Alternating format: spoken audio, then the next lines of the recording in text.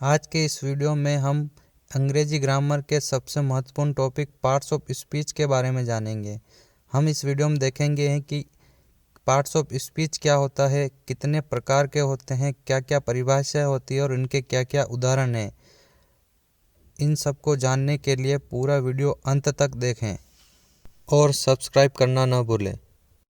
आइए समझते हैं पार्ट्स ऑफ स्पीच होता क्या है। हिंदी में इसे हम शब्द भेद कहते हैं। A name given to a word based on its job is called parts of speech। आसान भाषा में कहा जाए, वाक्य में अलग अलग शब्दों को उनके कार्यों के अनुसार एक नाम दिया गया है, जिसे पार्ट्स ऑफ स्पीच या शब्द भेद कहते हैं। पार्ट्स ऑफ स्पीच के प्रकार। पार्ट्स ऑफ स्पीच 8 प्रकार के होते हैं। फर्स्ट, नाउन, जिसे हिंदी में संज्ञा कहते हैं। सेकंड, प्रोनाउन, जिसे हिंदी में सर्वनाम कहते हैं। थर्ड, एडजेक्टिव, जिसे हिंदी में विशेषण कहते हैं।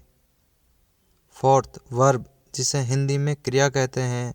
फिफ्थ, एडवर्ब, जिसे हिंदी में क्रिया विशेषण कहा जाता है। सिक्स्थ, कंजक्शन, जिसे हिंदी में संयोजक कहा जाता है। सेवंथ, प्रीपोजिशन, जिसे हिंदी में संबंधवाचक अवयव कहा जाता है। एट्थ, इंटरजेक्शन, जिसे हिंदी में विस्मयादिबोधक कहा जाता है। फर्स्ट, नाउन, जिसे हिंदी में संज्ञा कहा जाता है। Definition: a noun is a word that names a person, a place, a thing और एन आइडिया।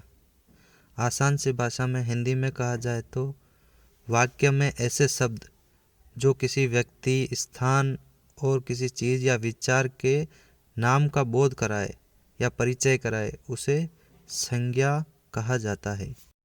आइए कुछ उदाहरण के जरिए हम समझने की कोशिश करते हैं।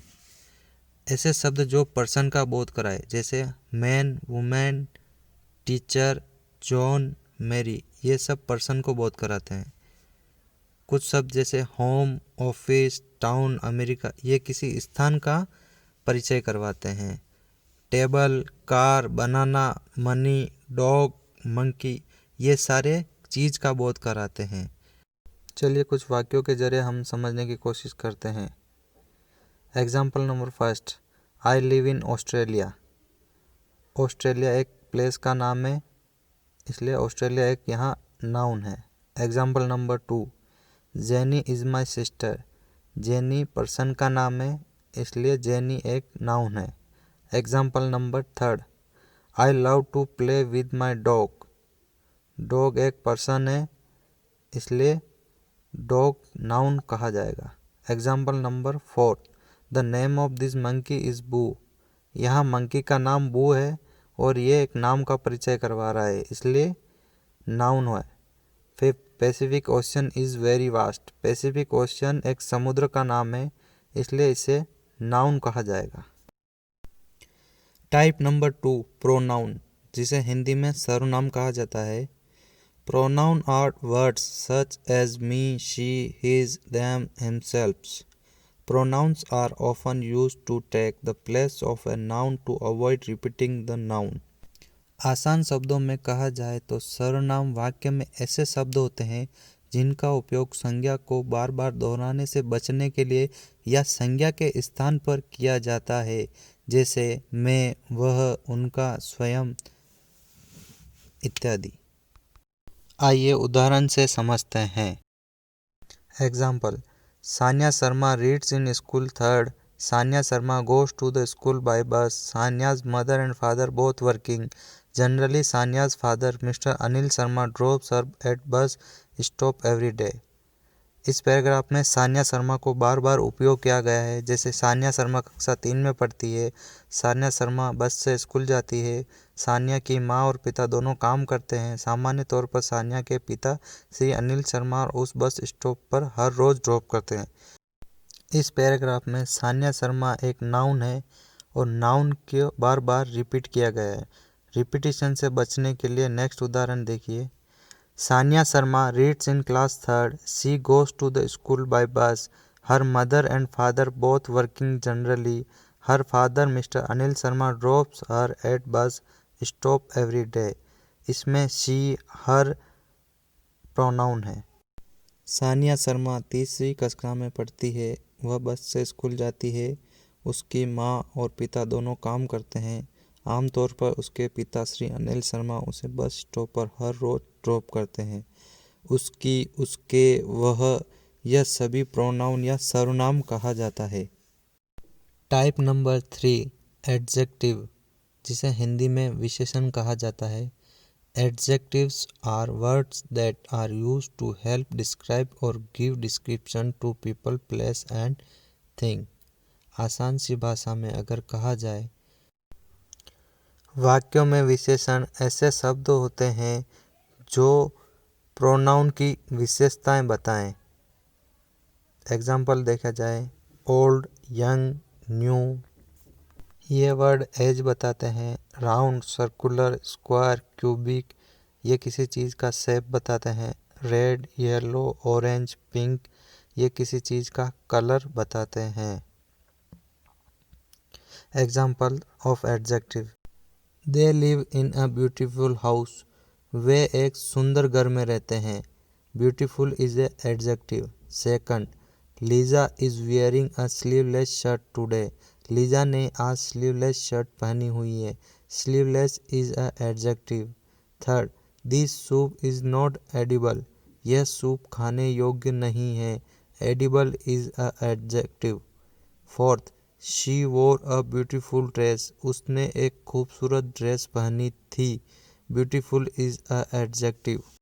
टाइप नंबर 4 वर्ब, जिसे हिंदी में क्रिया कहते हैं। Definition, verbs are word that show action, motion, doing और स्टेट्स ऑफ बीइंग। आसान सी भाषा या हिंदी में कहा जाए तो वर्ब या क्रिया वाक्य में ऐसे शब्द होते हैं जो किसी करने या होने का बोध करवाए, जैसे चलना, खाना, पीना, उठना, बैठना, सोना, नहाना, धोना इत्यादि। Example of verb, first, this apple taste good, taste is a verb. Second, I want to see the beautiful sunset, see is the verb. The dog runs quickly, run, run is a verb. Walk, let us walk towards the beach, walk is a verb. Taste, see, runs, walk सारे verb हैं। Type number 5 adverb, जिसे हिंदी में क्रिया विशेषण कहा जाता है। Definition, a word that adds more information about place, time, manner, cause और डिग्री टू अ वर्ब। आसान सी भाषा में अगर कहा जाए तो वाक्य में ऐसे शब्द जो क्रिया या वर्ब की विशेषताओं का उल्लेख करते हैं उसे एडवर्ब कहा जाता है। Example, speak slowly, extremely funny, slowly and extremely are adverb. Examples, first, he writes well, वह अच्छा लिखता है, लिखता तो है पर अच्छा लिखता है। Well is a adverb.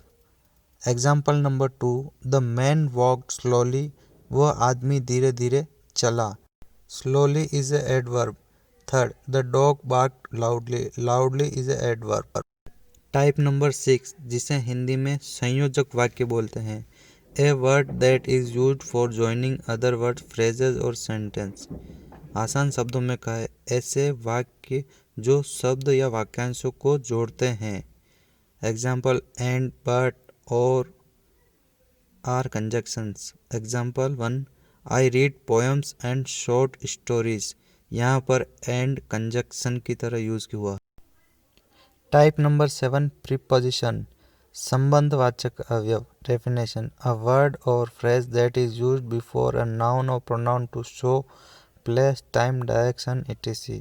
आसान भाषा में कहा जाए, वह शब्द या वाक्यांश जिसका प्रयोग स्थान, समय, दिशा आदि दिखाने के लिए संज्ञा या सर्वनाम से पहले किया जाता है। उदाहरण, the cup is sitting on the table, cup table के ऊपर पड़ा है, यह संबंध बता रहा है। John jumped into the pool, John pool में कूदा, जॉन के पूल में कूदने का संबंध बता रहा है। Last one and 8 number is interjection, विस्मयादिबोधक। An interjection is a part of speech that demonstrates the emotions और फीलिंग ऑफ द ऑथर। आसान भाषा में कहा जाए, ऐसे शब्द जो लेखक के इमोशन फीलिंग को व्यक्त करता है। Example, hurray we won the game, यहाँ पर जीतने की खुशी को व्यक्त कर रहा है। कुछ एग्जाम्पल और देखते हैं। Hurray I have pass the exam, pass होने की खुशी को यहाँ व्यक्त किया जा रहा है। सेकंड, वॉट यू फेल्ड, यहाँ पे आश्चर्य होने का भाव प्रकट हो रहा है। Ouch that hurt stop pinching me, यहाँ पे हर्ट होने की दुख जताया जा रहा है।